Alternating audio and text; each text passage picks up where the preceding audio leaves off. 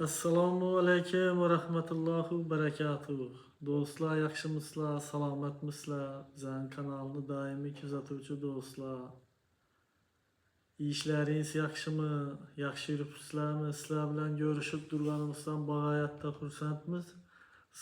Sağ bo'linglar, salomat bo'linglar. Bugungi chiqishimizning sababchisi har doimgidek yine Hasan Husan ukalarimiz, kichkina Atajon Xudoshkurov deb birinchi chiqqan vaqtlarında amaka chiqargandik 1-2-3 videolarni, yaxshi fikrlarni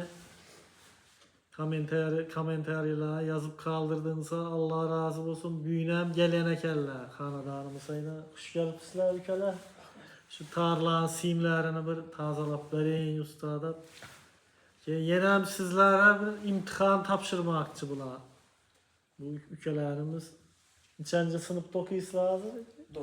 9. sınıfta o'qiydilar. Keyin muzikalni shu Qoraqalpog'iston Respublikasi Bo'ston rayonini Saribek qishlog'ida muzika maktabida o'qiydilar. Undan chanchisizlar muzika maktabda? 5 ha, bitirdilar. Endi o'qisha natasizlar, xudo xolasa. Omad. Shunga sizlarga bir imtihon topshirmoqchi hozir. Bir ulug' ustozimiz Atajon Xudoshkurovning ijodini qo'l berib, bel boylab ustozlardan o'rganib o'tdilar. Ishlarini omad shu ustozlarni Atajon akani 1-2 noma qo'shiqlarini sizlar uchun hozir ijro qilib beradilar. Kommentariyada o'z fikrlaringizni qoldirib bir duo qilib qo'yasizlar. Sizlarning duolaringiz bilan ko'p san'at bayramlari, boshqa voha va vodiy taraflara borib yaxshi o'rinlarni olib keldilar. Yana shu duo qilsangiz ajab emas. Yelüsida bir elimizda yurtimizda xizmat qiladigan bir yaxshi yigitlar bo'lib, ustozlardek yetishadi deb o'ylaymiz. Bo'lmasa boshlayverasizlar. Aslida qaysi qo'shiqdan boshlaysizlar endi? Ayrolik Atajon Xudoshkurov ustoz ijro qildi. Izini qaysi qo'shiq? Yar gözlerin usta. Ulab yetaverasizlar izini. Marhamat, aytaveringlar.